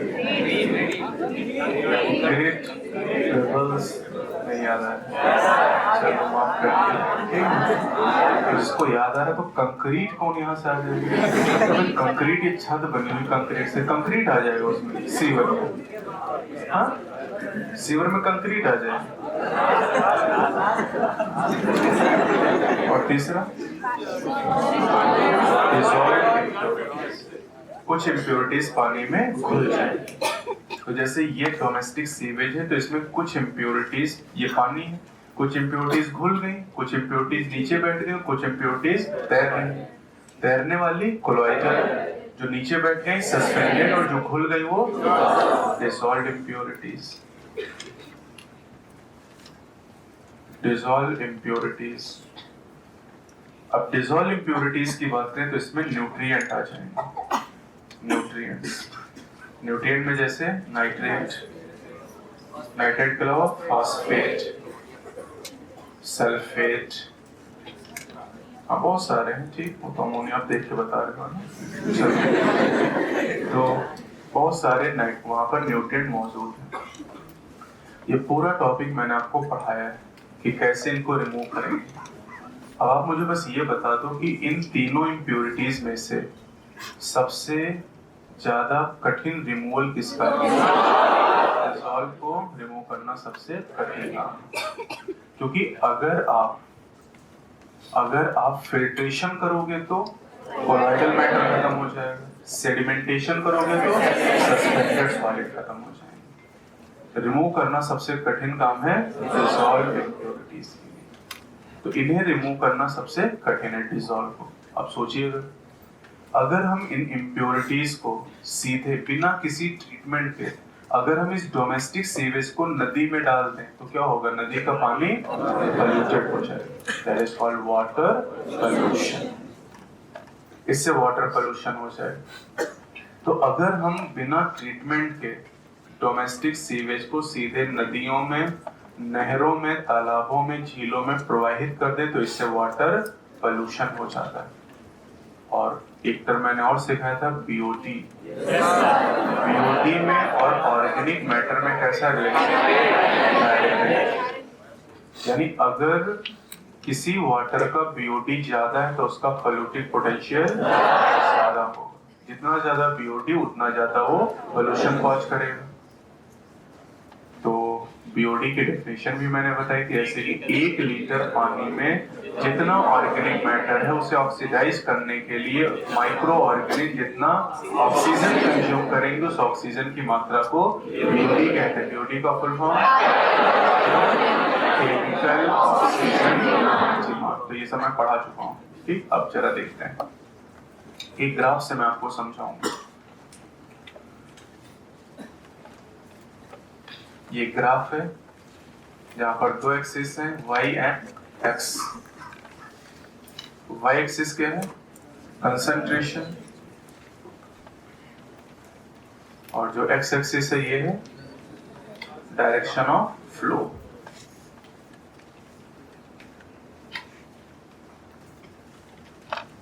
तो आप ऐसे समझिए कि एक नदी है। नदी में ऊपर दिखाता हूं, नदी के हिसाब से ग्राफ बनाऊंगा। ये नदी है, ये नदी इस तरीके से इस डायरेक्शन में फ्लो करती है, जो ये डायरेक्शन दिख रही है एक्स एक्सिस के लॉन्ग। नदी के फ्लो की डायरेक्शन को हमने एक्स एक्सिस पे ले लिया। नदी का पानी एकदम साफ है ना? और नदी का पानी जब साफ है, इस जगह पर ध्यान दीजिएगा, ठीक। मान लेते कि यहाँ तक नदी का पानी एकदम साफ है, ऐसे नदी बहती हुई आ रही कहीं से, यहाँ तक पानी एकदम साफ है। पानी साफ है मतलब बीओडी कम होगा। और बीओडी कम होगा तो उसमें डिसॉल्व्ड ऑक्सीजन कम या ज्यादा? क्योंकि बीओडी कम होने का मतलब है बैक्टीरिया पानी से ऑक्सीजन कम लेंगे, तो पानी में ऑक्सीजन ज्यादा घुली रहेगी, उसका मछलियां यूज करेंगी, तो डिसॉल्व्ड ऑक्सीजन ज्यादा है। तो आप ऐसे समझिए कि ये मैं आपको दिखा रहा हूं dissolved oxygen, that is DO. DO is dissolved oxygen. ये इतने लेवल के लिए है ना, इतनी नदी के लिए dissolved oxygen देखिए काफी ज्यादा, ये 0 लेवल है। और y एक्सिस पे जितना ऊपर जाओगे उतना ही ज्यादा वैल्यू। तो इसका मतलब कि अगर मैं ये लाइन खींच रहा हूं तो आप समझ जाओगे किसकी लाइन है? बीओडी की। क्योंकि जब पानी साफ है तो बीओडी कम है, और जब नदी साफ है तो डीओ ज्यादा है, और ये y एक्सिस में इंक्रीजिंग कंसंट्रेशन है। कहने का मतलब क्या है कि जब तक नदी साफ है, साफ नदी में बीओडी काफी कम है और डीओ काफी ज्यादा है। ये पॉइंट है जहां पर हमने एक सीवर की लाइन डाल दी। घरों से जो सीवर इकट्ठा किया हमने उसको सीधे इस पॉइंट पे नदी में डाल दिया, इस पॉइंट। तो आप सोचिए कि इस पॉइंट पर अगर हम ये डोमेस्टिक सीवेज जिसमें सब इम्प्योरिटीज हैं, अगर इस डोमेस्टिक सीवेज को सीधे हम इस पॉइंट पे नदी में डाल दें तो क्या होगा? यहाँ पर ऑर्गेनिक मैटर बढ़ेगा, और जैसी ऑर्गेनिक मैटर बढ़ा बीओडी बढ़ जाएगा। और जब बीओडी बढ़ेगा तो बीओडी बढ़ने पर जो माइक्रो ऑर्गेनिज्म बैक्टीरिया है वो ऑक्सीजन को यूज करके ऑर्गेनिक मैटर को डिकम्पोज करेंगे, और जब यहाँ पर ऑक्सीजन लेंगे पानी से तो पानी में डिजॉल्व ऑक्सीजन कम हो जाएगी। जो डिजॉल्व ऑक्सीजन का लेवल है वो घट जाएगा, ऐसे ये तेजी से घटेगा। और बीओडी जैसे जैसे यहाँ पर सीवेज का पानी आता जाएगा वैसे वैसे बीओडी बढ़ता जाएगा। बीओडी बढ़ गया अचानक से, तो जिस पॉइंट पे हमने सीवर का पानी डाला है उस पॉइंट पे अचानक से डिजॉल्व ऑक्सीजन कम हुई और बीओडी बढ़ गई। बीओडी और डीओ में हमेशा इनवर्स रिलेशन रहेगा। अगर बीओडी ज्यादा है तो डीओ कम होगा, डीओ ज्यादा है तो बीओडी कम होगा, दोनों में एकदम इनवर्स रिलेशन। अब नदी यहाँ रुकी तो है नहीं, ये तो बहती जा रही, तो जो ऑर्गेनिक मैटर इस पॉइंट पर डिस्चार्ज किया गया, that is point of sewage discharge. यहाँ पर हमने सीवेज को डिस्चार्ज किया नदी में। अब जब सीवर को पानी में डाला गया तो बहुत सारी गंदगी आ गई नदी के अंदर। नदी में गंदगी आई तो गंदगी आने की वजह से जितना ज्यादा गंदगी उतना ज्यादा बीओडी अचानक से बढ़ गया उस जगह पर। और जब बीओडी बढ़ा तो जो बैक्टीरिया है पानी के अंदर या सीवर के अंदर, उन बैक्टीरिया ने पानी से ऑक्सीजन को यूज करके ऑर्गेनिक मैटर को डिकम्पोज किया, तो ऑक्सीजन की मात्रा कम हुई पानी में। जब ऑक्सीजन की मात्रा कम हुई तो इस जगह पर मछलियों की डेथ हो गई। इसीलिए आप न्यूज़पेपर में कभी कभी पढ़ते होंगे, सुनते होंगे कि गोमती नदी में इतनी मछलियां मर गई। तो मछलियों के मरने का कारण क्या है? डिसॉल्व्ड ऑक्सीजन की कमी हो जाए, क्योंकि वो एनवायरनमेंट के ऑक्सीजन को तो यूज नहीं कर सकती। क्यों? उनके पास तो गिल है ना, और गिल से केवल डिसॉल्व्ड ऑक्सीजन को भी यूज कर सकते हैं, और डिसॉल्व्ड ऑक्सीजन तो बैक्टीरिया ने खर्च कर ली। तो इस जगह पर जब ऑक्सीजन की कमी हुई तो फिश की डेथ हो गई, मछलियां मर गई। अब आप सोचिए, जैसे जैसे नदी में आप आगे की तरफ बढ़ोगे धीरे धीरे ऑर्गेनिक मैटर डिकम्पोज होता जाएगा। तो जब ऑर्गेनिक मैटर डिकम्पोज होगा तो बीओडी क्या होगा? कम होता जाएगा ना। तो देखिए बीओडी का लेवल यहाँ पर एकदम से बढ़ेगा, और धीरे धीरे जैसे जैसे आप आगे बढ़ोगे वैसे वैसे बीओडी क्या होगा? घटता जाएगा, है ना, ऐसे। और बीओडी घटेगा तो डीओ इंक्रीज करेगा ना। अब तो डिसॉल्व ऑक्सीजन इसका लेवल बढ़ता जाएगा। तो ये यहाँ पर एक कंपैरिजन है बीओडी का और डिसॉल्व ऑक्सीजन का, और इसको सीवेज ट्रीटमेंट प्लांट में खूब डिटेल में आपको बताया गया। तो वहां के कॉन्सेप्ट को और यहाँ के कॉन्सेप्ट को लिंक करके हम आसानी से इस बात को समझ सकते हैं। तो जैसे जैसे हम आगे की तरफ बढ़ेंगे नदी साफ होती जाएगी फिर से एक बार, और जब नदी यहाँ पर एकदम साफ हो जाएगी तो डिसॉल्व्ड ऑक्सीजन पहले जितना हो जाएगा और बीओडी भी पहले जितना हो जाएगा। तो कहने का मतलब क्या है कि अगर कोई साफ नदी है तो उसका बीओडी कम है, डीओ ज्यादा है। जब हम सीवेज को डालेंगे जिस जगह पर नदी में, उस जगह पर बीओडी बढ़ेगा और डीओ घटेगा, मछलियां मर जाएंगी। लेकिन जैसे जैसे नदी में हम आगे की तरफ बढ़ेंगे, नदी बह रही है, और जैसे जैसे नदी बहती जाएगी ऑर्गेनिक मैटर डिकम्पोज होता जाएगा, बीओडी घटता जाएगा और डीओ बढ़ता जाएगा, और एक लेवल ऐसा आएगा कि ये फिर से अपने ओरिजिनल लेवल को ऑब्टेन कर लेंगे। तो ये पूरा केस हो गया, यही वाटर पोल्यूशन है। तो इसका मतलब पुरानी चीजें अगर आपको पता है तो नई चीजें समझने में ज्यादा दिक्कत नहीं। अब अगर आपने याद ही नहीं कर रखा है कि इम्प्योरिटीज पानी में 3 तरह की होती हैं, तो यहाँ फिर ये कैसे आप याद कर पाओगे? जब पिछली बार आपने नहीं याद किया था तो यहाँ कैसे पॉसिबल? यहाँ भी आपको नहीं याद होगा। अब जरा बात करते हैं, तो ऑर्गेनिक मैटर की बात हो गई। अब सीवर के पानी में डिसॉल्व्ड इम्प्योरिटीज में न्यूट्रिएंट है। अब जब नदी में, तालाब में या झील में न्यूट्रिएंट पहुंचते हैं तो न्यूट्रिएंट की वजह से, ठीक ध्यान दीजिएगा, nutrient rich water body water body में तालाब, झील, नदी कुछ भी हो सकती है। अगर न्यूट्रिएंट वहां पहुंचेंगे तो कहेंगे दैट इज यूट्रोफिकेशन। यूट्रोफिकेशन अभी पूरा टॉपिक में पढ़ाऊंगा आपको यूट्रोफिकेशन। और आप खुद सोचिए कि अगर किसी वाटर बॉडी में न्यूट्रिएंट की मात्रा ज्यादा है तो वहां पर ऑर्गेनिज्म की ग्रोथ ज्यादा होगी या कम? ज्यादा होगी। तो जब न्यूट्रिएंट की मात्रा बढ़ी नदी में तो यहाँ पर ग्रोथ हुई प्लैंक्टोनिक एल्गी। और प्लैंक्टन तो जानते हैं, फ्री फ्लोटिंग है ना। प्लैंक्टोनिक एल्गी, प्लैंक्टन होते हैं एक्टिवली स्विमिंग और ये होते हैं फ्री फ्लोटिंग, है ना, पैसिवली स्विमिंग। यस, तो प्लैंक्टोनिक एल्गी की ग्रोथ हो गई। और जब प्लैंक्टोनिक एल्गी बहुत तेजी से ग्रोथ करते हैं that is named as algal bloom. इसे कहते हैं एल्गल ब्लूम। ब्लूम और किससे हुआ था? साइनोबैक्टीरिया से। साइनोबैक्टीरिया ने भी ब्लूम कॉज किया था। और जो प्लैंक्टोनिक एल्गी है ये भी एल्गल ब्लूम कॉज करते हैं। और हो सकता है कि ये साइनोबैक्टीरिया ही। क्यों? कैसे हो सकता है?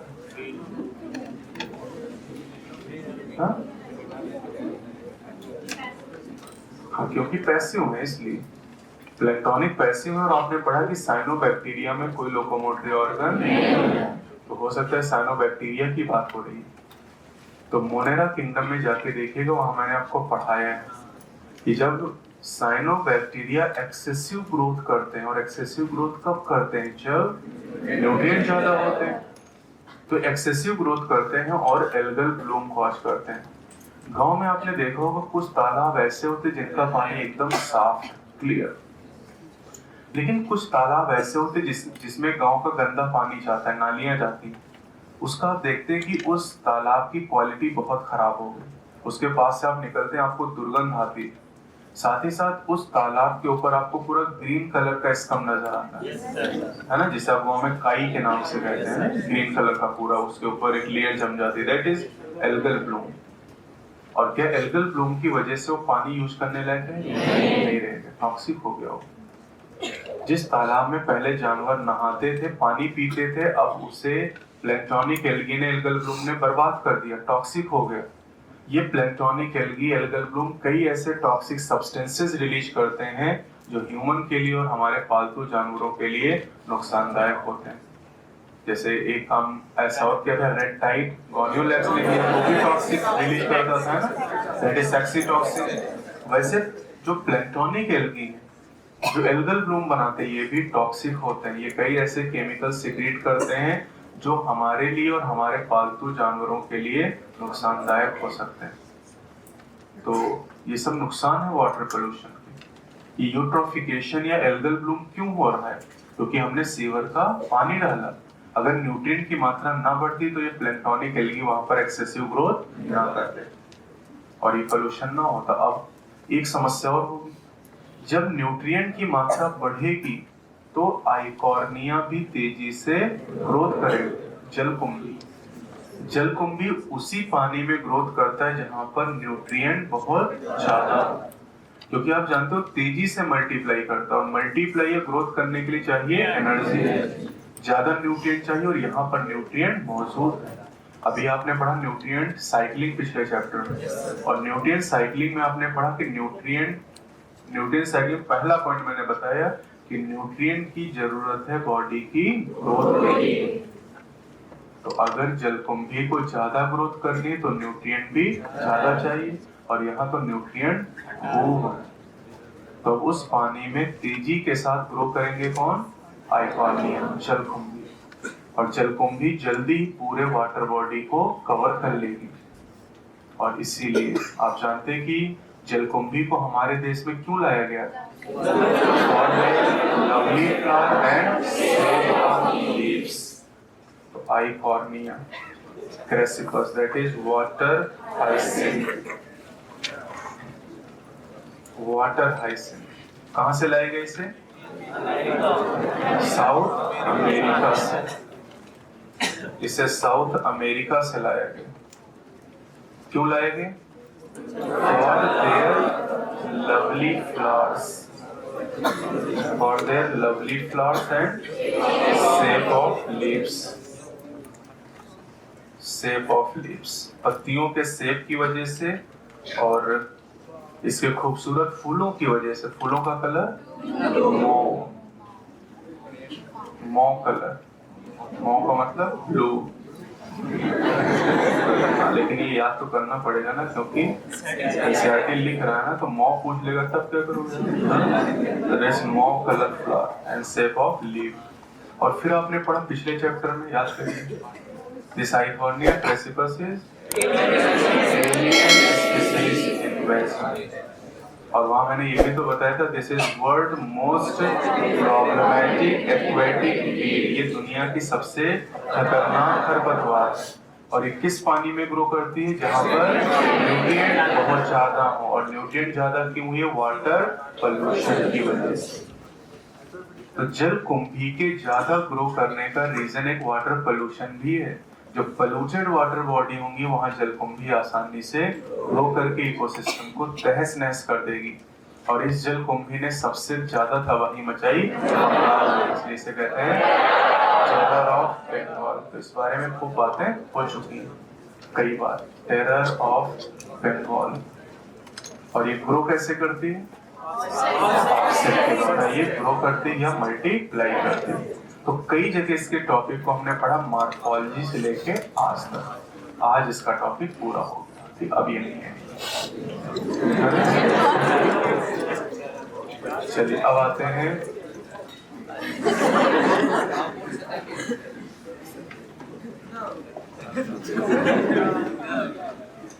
जैसे कुछ इंडस्ट्रीज की बात, ये तो घर की बात हो रही है। पेपर मैन्युफैक्चरिंग, पेपर बनाने वाली जो कंपनीज होती, पेपर मैन्युफैक्चरिंग, पेट्रोलियम इंडस्ट्री, जहाँ पेट्रोल डीजल बनाया जाता है। पेट्रोल डीजल बनाया जाता है, जानते हैं ना?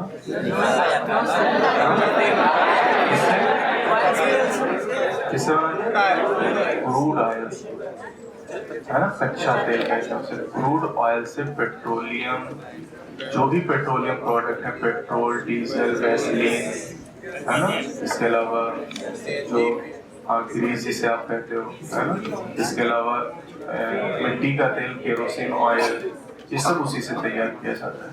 तो petroleum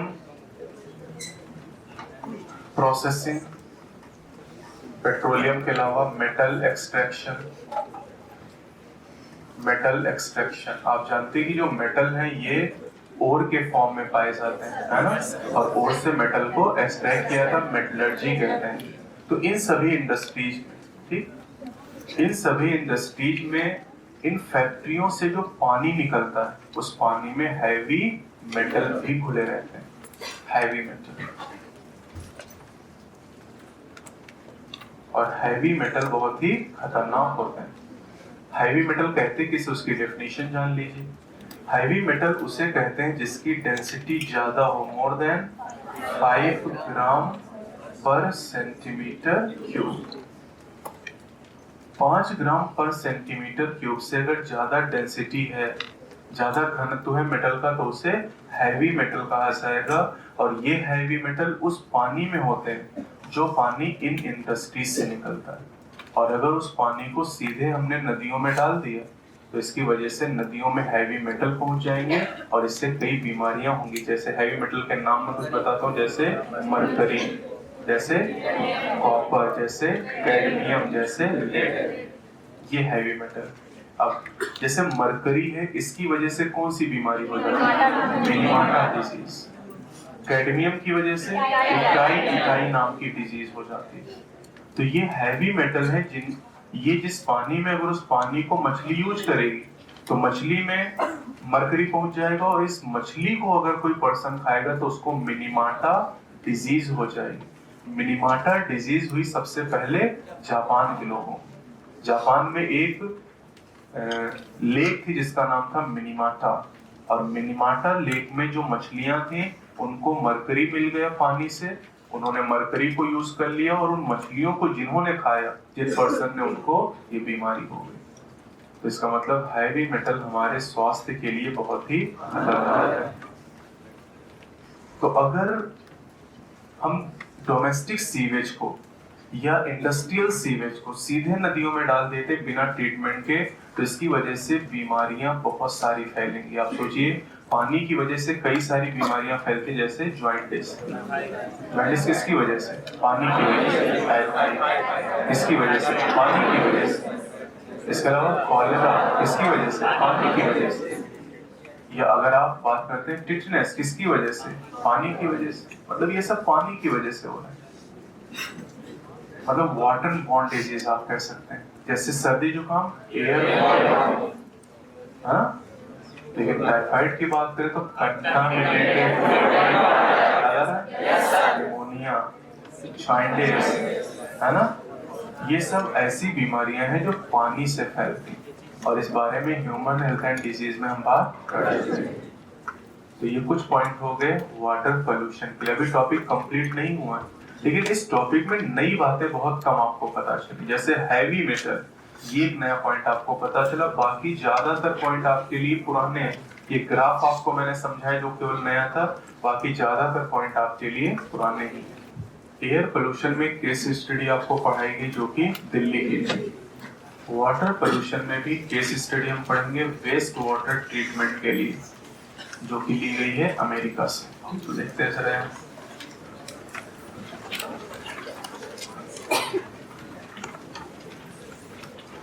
a case study for waste water treatment, waste water treatment। और ये केस स्टडी है एक टाउन है जिसका नाम है अरकाटा।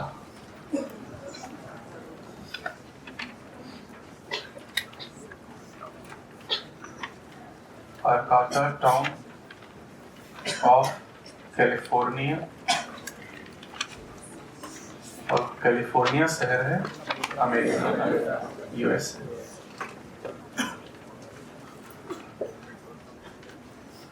तो एक टाउन अरकाटा नाम पे, जहाँ के लोगों ने वेस्ट वाटर को ट्रीट करने का एक तरीका विकसित किया, उसी तरीके के बारे में यहाँ पर हम बात करेंगे।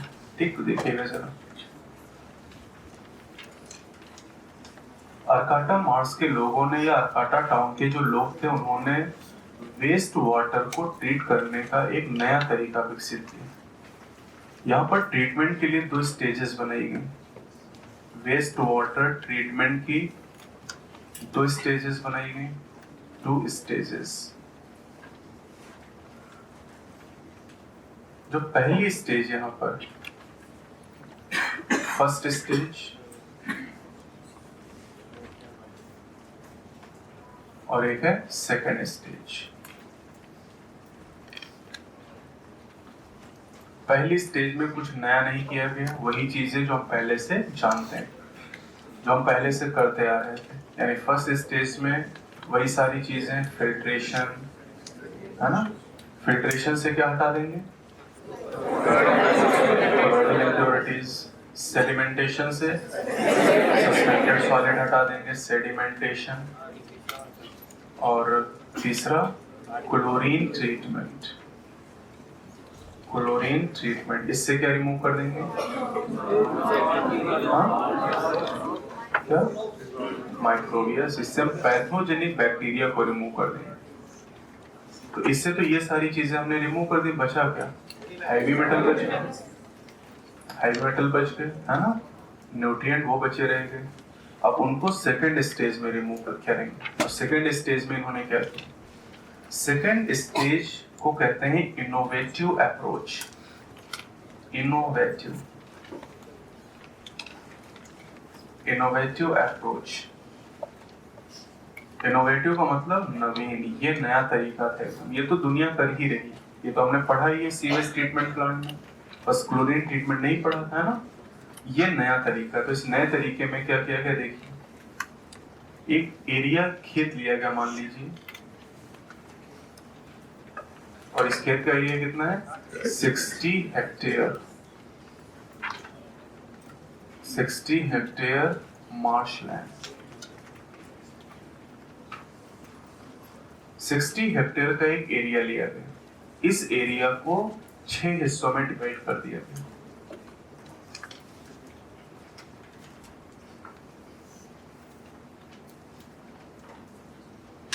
That is divided into 6 part.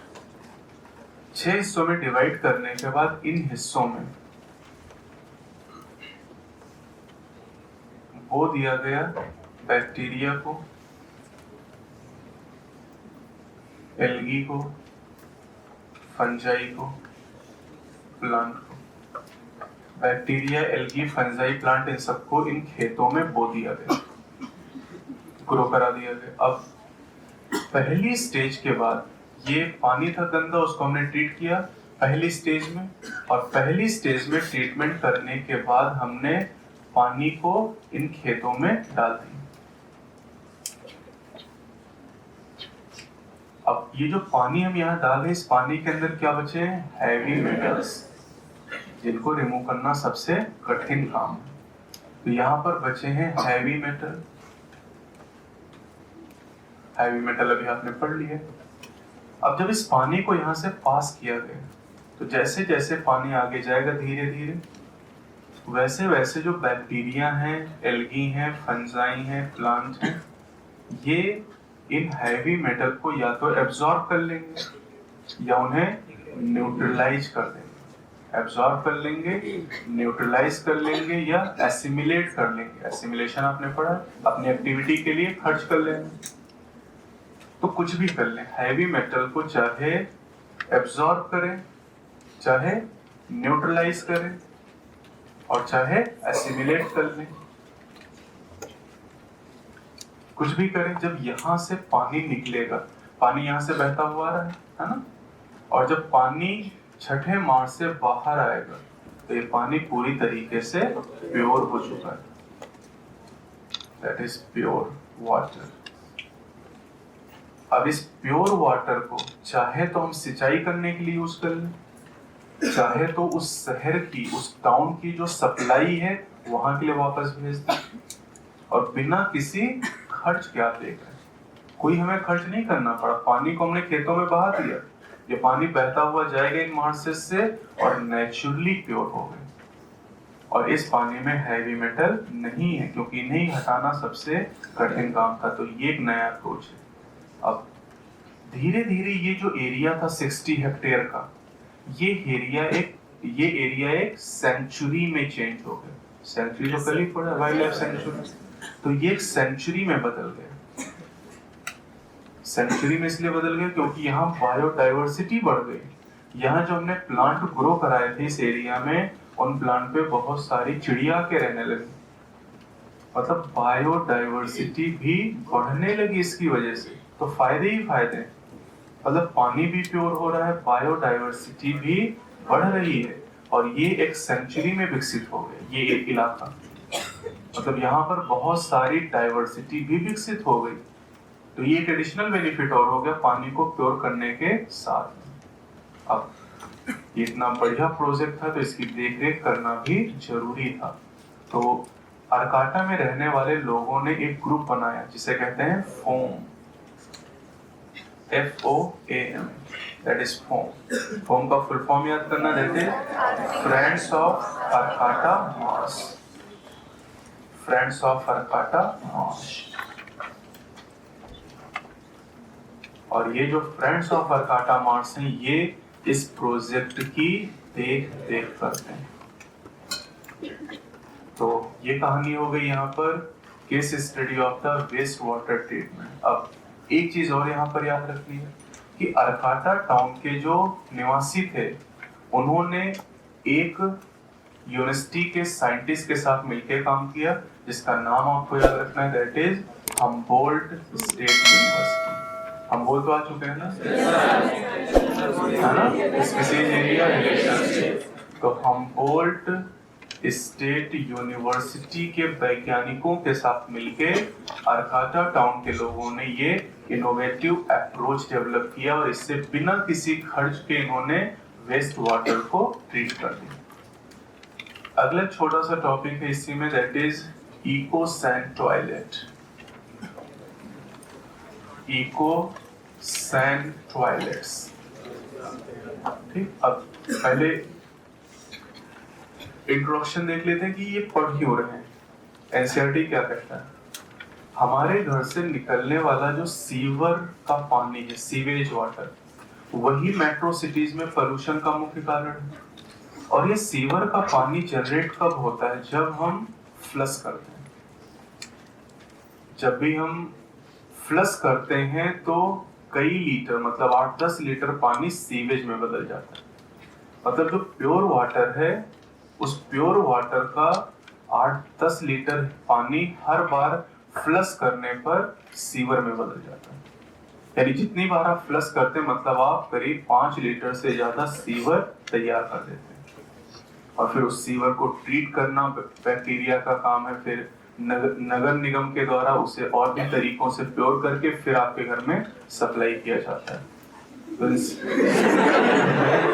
कभी कभी क्लोरीन ज्यादा भी हो जाता है। आप कहते हैं कितना कड़वा पानी है, तो क्लोरीन ज्यादा हो गया, तो ज्यादा इम्प्योरिटीज हो गई है ना। तो एनसीईआरटी कहता है क्या कोई ऐसा तरीका है कि हम जो हमारा वेस्ट फीकल मैटर उसको भी हम रिमूव कर दें और पानी भी खराब ना हो? कोई ऐसा तरीका है? बिल्कुल है। मतलब ये आप सोच रहे हैं, लेकिन ये हो रहा है दुनिया में। कैसे?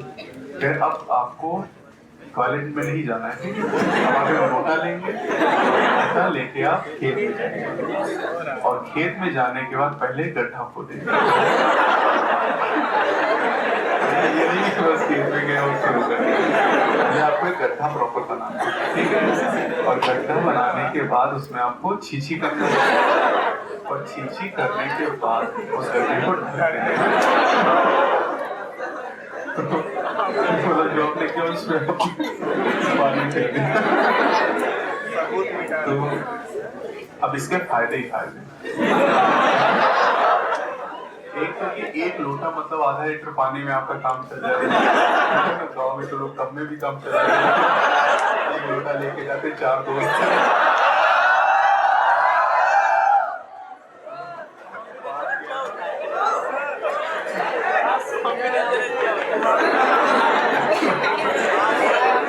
इसके फायदे देखिए, एक तो अपनी एक बार आप जब फ्लश करते थे तो 8-10 लीटर पानी आप बेकार कर देते थे। पानी की बचत, ठीक है, पानी की बचत हो रही। दूसरा, पानी सीवर में नहीं बदल रहा है ना। तीसरा फायदा ये जो आपने छीछी किया है ना, that is act as natural fertiliser. ये प्राकृतिक खाद की तरह, तो जब इसका ये डेट्राइटस है ना, जब इसका डिकम्पोजिशन होगा, फसल की पैदावार भी बढ़ जाएगी।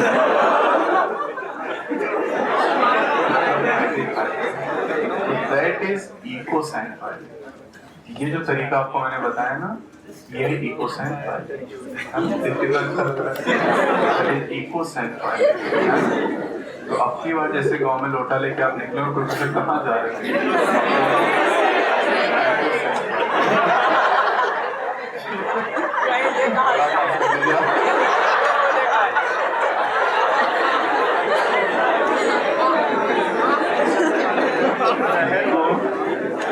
फुल फॉर्म है इकोलॉजिकल सैनिटेशन।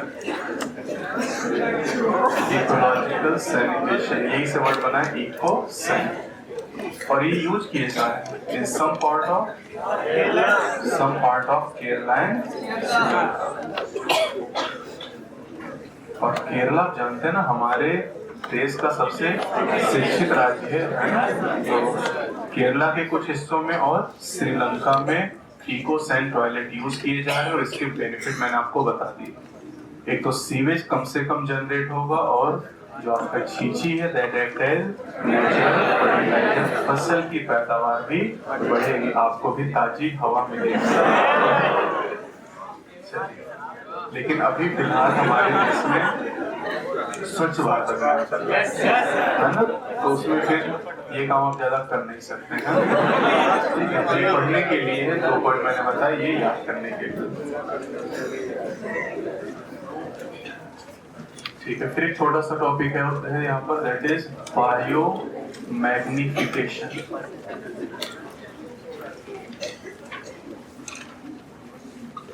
कल हमने पढ़ा था बायो प्रोस्पेक्टिंग, ये बायो मैग्निफिकेशन की समझते हैं जरा इसे। इसको समझने के लिए फूड चेन हम कंसीडर करते हैं। ठीक, देखिएगा जरा, वाटर, इस पानी को पीता है ज़ूप्लैंक्टन। ज़ूप्लैंक्टन के ऊपर स्मॉल फिश, स्मॉल फिश को खाती है लार्ज फिश, और लार्ज फिश को खाती है fish eating bird. Fish eating bird, ये चेन दिखाई गई, एक्वाटिक फूड चेन। अब इसमें देखिए, इसमें मैं आपको दिखाने जा रहा हूँ मरकरी का लेवल। ठीक है, मरकरी या डीडीटी की हम बात कर लेते हैं, दोनों में फिनोमेनन पाया जाता है। तो अगर हम मरकरी या डीडीटी की बात करें तो पानी में जो डीडीटी का लेवल होता है दैट इज 0.003 पार्ट पर बिलियन। पार्ट पर बिलियन मतलब बहुत कम लेवल है ये। बिलियन समझ रहे हैं ना, 10 टू पावर 9, मतलब 10 टू पावर 9 पार्ट में 0.003 पार्ट क्या है, फिर यहां से ज़ूप्लैंक्टन में गए तो ये लेवल हो गया कितना, 0.04 ppm, पार्ट पर बिलियन में बदल गए। तो इसका मतलब लेवल बढ़ा या घटा, बढ़ गया और बहुत ज्यादा बढ़ गया। फिर स्मॉल फिश में लेवल हो गया कितना, 0.5 ppm, तो लेवल बढ़ा या घटा, और बढ़ गया। लार्ज फिश में 2 ppm, यानी लेवल और बढ़ गया। और फिश ईटिंग बर्ड में 25 ppm, यानी बहुत ज्यादा बढ़ गया। तो आप देख रहे हैं कि जो डीडीटी है ये टॉक्सिक सब्सटेंस है, और डीडीटी का लेवल फूड चेन में लगातार बढ़ रहा है। ये इंक्रीज इन टॉक्सिकेंट, टॉक्सिकेंट मतलब toxic substance, increase in toxicant level. Toxicant क्या है, डीडीटी है या फिर mercury. Increase in toxicant level in a food chain, in a food chain is called biomagnification. इसी कहते हैं biomagnification। तो इसका यही एग्जाम्पल आपको याद करना है। 2 तरह की गलतियां पुरानी एनसीईआरटी में थी। अगर आपके एनसीईआरटी 1 साल से पुरानी तो 2 गलतियां हो सकती हैं, यहाँ M लिखा हो सकता है और यहाँ 5 लिखा हो सकता है। तो इसलिए ये जो मैंने आपको बताया ये एकदम करेक्ट है। यहाँ PPP आप लोगे और बाकी हर जगह PPM का डेटा चलेगा। जब सॉल्ट कंसंट्रेशन हमने मेजर किया था तो उसे पार्ट पर 1000 में मेजर किया था। यहाँ पार्ट पर बिलियन है और पार्ट पर मिलियन है, और इतनी आसान बातें हैं नहीं जितनी अभी लग रही हैं आपको, क्योंकि जब पूरा पेपर आप दोगे ना तब समझ में आपको आएगा कि किस तरीके से कहाँ पर गलती हो जाती है। तो इस बात का आप जरूर ध्यान रखेंगे कि यहाँ पर बिलियन है और बाकी सब में मिलियन है। ये 25 है, कई बुक में 5 प्रिंट हो गया गलती से, तो इसलिए इस बात का भी ध्यान रखेंगे। अगर आप एनसीईआरटी पढ़ते हैं तो, एनसीईआरटी नहीं पढ़ते तो फिर आपके लिए सारी चीजें पहले क्लियर कर लेते हैं। तो ये तो हो गई डेफिनेशन। अब सवाल है कि क्यों बढ़ रहा है ना, ये लेवल बढ़ता क्यों जा रहा है। तो उसका रीजन है कि जैसे ज़ूप्लैंक्टन है, या आप ऐसे समझिए, स्मॉल फिश में 0.5 ppm डीडीटी था। इस बड़ी वाली मछली ने 2 छोटी मछलियों को खाया। तो 2 छोटी मछलियों को जब इसने खाया बड़ी वाली मछली ने, तो उसके अंदर कितना ppm आ गया, 1 ppm आ गया डीडीटी। और ये जो 1 ppm इसके अंदर आया, ये 1 ppm इसके अंदर स्टोर हो जाएगा इसकी सेल में, बॉडी में, क्योंकि DDT की ना तो मेटाबॉलिज्म होती है बॉडी में और ना ही एक्सक्रीशन होता है, केवल एक्यूमुलेशन होता है, केवल इकट्ठा होता जाता है। तो DDT और मरकरी का नेचर ऐसा है, ये ना तो मेटाबोलाइज होते हैं बॉडी में, ना किसी रिएक्शन में यूज होते हैं, और ना ही ये एक्सक्रीट होते हैं यूरिन के द्वारा, फिसिस के द्वारा, तो बॉडी में इकट्ठा होते जाते और इनका लेवल बढ़ता जाता है। तो आप कहेंगे इससे नुकसान क्या है, तो चलिए नुकसान देखते हैं। तो DDT and mercury are not metabolised और एक्सक्रीटेड। मेटाबोलाइज और एक्सक्रीट नहीं होते, इनका एक्युमुलेशन होता जाता है एडिपोज टिश्यू में, और जब इनका एक्युमुलेशन होता जाएगा, बॉडी में इकट्ठे होते जाएंगे, तो लेवल धीरे धीरे आप देख रहे हैं बढ़ रहा है। फिश ईटिंग बर्ड में इनका लेवल बहुत ज्यादा है, 25 ppm बहुत ज्यादा हो गई।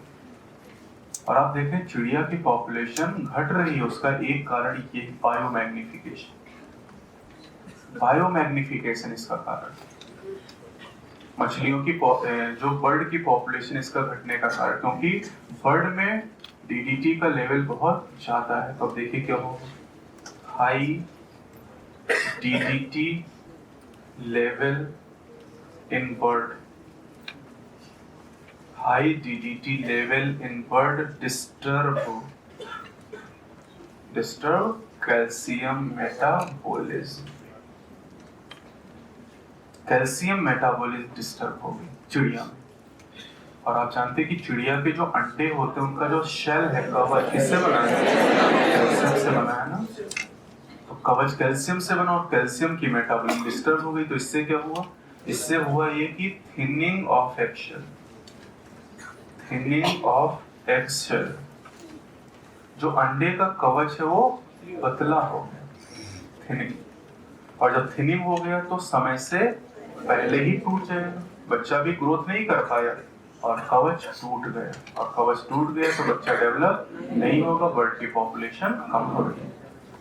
देयर प्रीमैच्योर ब्रेकिंग, समय के पहले प्रीमैच्योर ब्रेकिंग,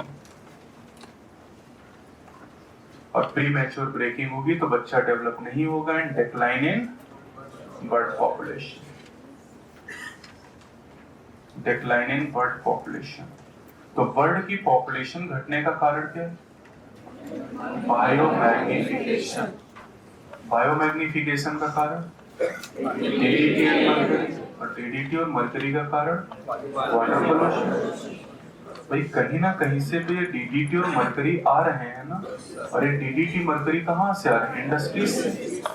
अभी आपने देखा पेपर मैन्युफैक्चरिंग, मेटल एक्सट्रैक्टिंग, इन फैक्ट्रियों से आ रहा है मरकरी और DDT पानी के अंदर, पानी से ये जो प्लैंक्टन में जा रहा है, यहाँ से मछलियों में जा रहा है, मछलियों से बर्ड में DDT जा रहा है। और सबसे ज्यादा नुकसान होता है टॉप कंज्यूमर, क्योंकि जैसे जैसे आप टॉप लेवल पे बढ़ोगे DDT का लेवल बढ़ेगा। तो बायोमैग्निफिकेशन का सबसे खराब प्रभाव किसके ऊपर? टॉप कंज्यूमर के ऊपर। जो टॉप लेवल कंज्यूमर, उस पर सबसे खराब इफेक्ट होता है। इसीलिए बर्ड की पॉपुलेशन धीरे धीरे डिक्लाइन करती जा रही है, क्योंकि DDT और मरकरी का लेवल पानी में बढ़ रहा है। फैक्ट्रियां इसे बिना प्रोसेसिंग के सीधे नदियों में डाल दे रही, बिना किसी ट्रीटमेंट। आप देखिए कि जो मरकरी और DDT है पानी में, लेकिन इफेक्ट कहाँ पे हो रहा है? बर्ड में, क्योंकि फूड चेन्स हैं, और फूड चेन या फूड वेब के द्वारा लगातार DDT का कंसंट्रेशन बढ़ता जाता है और बायोमैग्निफिकेशन होता जाता है। तो किसी भी टॉक्सिक सब्सटेंस का लेवल अगर फूड चेन में बढ़ता जाता है, इसी को हम कहते हैं बायोमैग्निफिकेशन। और ये फिनोमिना देखने को मिलता है दो जगह, DDT के केस में और मरकरी के केस में। यूट्रोफिकेशन का मतलब क्या मैंने सीखा? Nutrient rich. जब किसी भी लेक के अंदर, पॉन्ड के अंदर न्यूट्रिएंट की मात्रा बढ़ती है, इसी को हम कहते हैं यूट्रोफिकेशन। अब उसका इम्पैक्ट क्या है वो भी आप पढ़ चुके हैं, मैं केवल समराइज कर दे रहा हूँ चीजों को, मुझे कुछ नया नहीं पढ़ाना है यहाँ पर, ठीक है? देख लीजिए, क्योंकि ये सब मैंने अभी पढ़ा दिया आपको, इसीलिए मैं नहीं छोड़ रहा हूँ इस टॉपिक को अभी फिलहाल, है ना। क्योंकि फिर अगले टर्न पे ये पूरी कहानी मुझे फिर बतानी पड़ेगी कि कौन कौन सी इम्प्योरिटीज होती हैं, क्योंकि 5 दिन के बाद तो मैं जानता हूँ कि आप वापस आएंगे तो मान के आप ले जाएंगे पूरी लेके जाएंगे, करके आएंगे, ऐसे बैठ जाएगा। लेकिन कोशिश करिएगा कि पढ़िएगा, है ना? ठीक है, सुनिए, 2 मिनट का काम है, सुन लीजिए, ठीक, फिर जाइए आराम से। यूट्रोफिकेशन की जो प्रॉपर डेफिनेशन हो मैं आपको बता रहा हूँ, that is natural ageing of lake due to nutrient enrichment. बस इतनी सी बात। Natural ageing of lake due to nutrient enrichment. आपने देखा जब सीवर का पानी किसी भी लेक में डाला जाएगा तो सीवर के पानी में बहुत सारा ऑर्गेनिक मैटर, और जो ऑर्गेनिक मैटर है उस ऑर्गेनिक मैटर की वजह से और जो न्यूट्रिएंट है उनकी वजह से जो वाटर बॉडी या लेक है उसके अंदर बहुत सारे प्लैंक्टोनिक एल्गी की ग्रोथ हो जाएगी, मतलब एल्गल ब्लूम भी हो सकता है। साथ ही न्यूट्रिएंट की मात्रा बढ़ने की वजह से वहां पर ऑर्गेनिज्म की जो ग्रोथ है वो ओवर स्टिमुलेट हो जाएगी। जब न्यूट्रिएंट ज्यादा है तो जलकुंभी भी खूब ग्रो कर सकती है, एल्गी भी खूब सारे ग्रो कर सकते हैं। अब इसकी वजह से क्या होगा? इसकी वजह से लेक धीरे धीरे बूढ़ी होती जाएगी। नेचुरल एजिंग, एजिंग मतलब बुढ़ापा, ये प्राकृतिक बुढ़ापा है झील का। ठीक, सुनिए कैसे होगा। एक नई झील है, जब झील एकदम नई होती तो उसका पानी एकदम साफ होता है, water is clear and cold, पानी ठंडा होता है और एकदम साफ होता है। लेकिन अब ह्यूमन पॉपुलेशन बढ़ रही तो जो लेक थी जिसका पानी एकदम साफ था, ठंडा था, उसमें ह्यूमन ने क्या किया? सीवर का पानी डालना शुरू किया। भाई उसके आसपास, लेक के आसपास मनुष्य ने अपनी कॉलोनी बनाई और कॉलोनी से निकलने वाला जो गंदा पानी सीवर का था लेक में डालना शुरू किया। जब लेक में सीवर का पानी आएगा तो क्या होगा? लेक के अंदर न्यूट्रिएंट की मात्रा बढ़ती जाएगी। जब लेक का पानी साफ था, ठंडा था, तो वहां पर ऑर्गेनिज्म की ग्रोथ कम थी, वहां पर लाइफ कम थी। लेकिन अब सीवर का पानी आने लगा तो उसका टेम्परेचर भी धीरे धीरे बढ़ने लगा लेक का, और साथ ही न्यूट्रिएंट की मात्रा बढ़ने से ऑर्गेनिज्म की ग्रोथ भी होने लगी। अब जब ऑर्गेनिज्म ग्रो करेंगे तो आप जानते हैं हर ऑर्गेनिज्म की डेफिनेट लाइफ होती है, उसके बाद उसकी डेथ हो जाएगी उस लेक के अंदर, और डेथ होने के बाद उसका डीकम्पोजिशन और डेट्राइटस में चेंज होगा। डेट्राइटस का डीकम्पोजिशन होगा, और डीकम्पोजिशन होने के बाद आप जानते हैं कि जो भी ऑर्गेनिक मैटर है वो उस लेक में तली पे जाके इकट्ठे होंगे। तो जैसे जैसे तली पर एनिमल प्लांट मरते रहेंगे, तली पर इकट्ठे होते रहेंगे, और धीरे धीरे लेक की गहराई कम होती है, और एक न एक ऐसा लेवल तो आएगा कभी ना कभी जब ये लेक कन्वर्ट हो जाएगी किसमें? लैंड। और जब ये लैंड में कन्वर्ट हो गई मतलब लेक की डेथ हो गई, लेक खत्म। तो दैट इज नेचुरल एजिंग। पहले लेक थी और फिर धीरे धीरे उसकी गहराई कम होती गई, और फिर जब वो लैंड में कन्वर्ट हो गई तो आपने कहा लेक की डेथ हो गई। That is due to eutrophication. इसी तरह सक्सेशन में भी तो हुआ था। सक्सेशन में भी हमने लेक से शुरुआत की थी, फाइटोप्लैंक्टन से, अल्टीमेटली फॉरेस्ट का फॉर्मेशन हो गया। तो अब ये तो मैंने जो आपको कहानी बताई ये तो आर्टिफिशियल, नेचुरल एजिंग भी होती है। ये तो नेचुरल नहीं थी जो मैंने बताई ह्यूमन कॉलोनी ने सीवर का पानी डाला। नेचुरल एजिंग भी होती है लेक की, हर चीज की एक उम्र होती है, आप जानते हैं। तो लेक की भी एक उम्र है। लेकिन पहले जो यूट्रोफिकेशन था, एजिंग होती थी, इसमें हजारों साल लग जाते थे।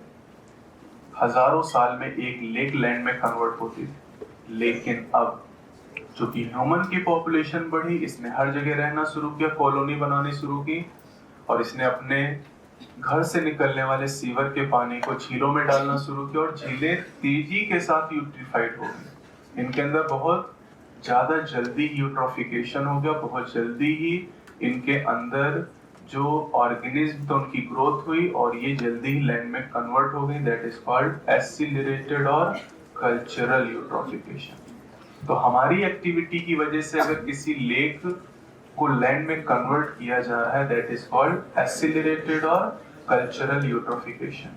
और अगर ये काम नेचर कर रहा है, दैट इज नेचुरल। अभी तो नेचुरल मैंने बताया। दूसरा, अगर ह्यूमन एक्टिविटी को हम जोड़ लें, that is next is cultural. Cultural और एसिलरेटेड यूट्रोफिकेशन। अब ये जो कहानी मैंने आपको सुनाई, पूरी ये कहानी लिख के आपको दी गई। अगर आप नीट में बहुत अच्छा स्कोर बायोलॉजी में करना चाहते हैं, यानी आप ये चाहते हैं कि नीट में आपका 360 में से 360 नंबर आए, तो इसके लिए आप हमारे क्लासरूम बायोलॉजी वीडियो लेक्चर को परचेस कर सकते हैं। यानी 3,000 रुपये में आप एनसीईआरटी के सभी 10 यूनिट और उनके 38 चैप्टर को कवर कर सकते हैं। अगर अपनी पढ़ाई को आप बूस्टअप करना चाहते हैं, आप जीरो लेवल से भी स्टार्ट करते हैं, तब भी आप अपने पूरे टॉपिक को कवर कर सकते हैं। साथ ही साथ अगर आप यूनिट वाइज लेक्चर लेना चाहें, जैसे कोई यूनिट जेनेटिक्स की बात करें, अगर जेनेटिक्स यूनिट में आपको कोई दिक्कत है तो ये यूनिट केवल 500 रुपये में भी आप परचेस कर सकते हैं। यानी 10 यूनिट में से किसी भी अगर एक यूनिट को आप परचेस करना चाहते हैं तो उसे केवल 500 रुपीज़ में परचेस कर सकते हैं। और सभी जो 10 यूनिट की कॉस्ट है वो 3000 रुपीज़ है, जो कि एक्चुअल जिनकी कॉस्ट 19,000 होती है, ये इस समय आपको प्रोवाइड किए जा रहे हैं। अगर आप इन वीडियो लेक्चर को लेना चाहते हैं तो इसके लिए डिस्क्रिप्शन में आपको लिंक दिया गया है, उस लिंक पे जाके आप इन वीडियो लेक्चर को परचेस कर सकते हैं और इसी साल आप नीट में सिलेक्शन ले सकते हैं। अगर आपको बायोलॉजी में कोई दिक्कत हो रही तो इनके द्वारा आप आसानी से इन लेक्चर को करके अपने नीट में सफलता पा सकते हैं।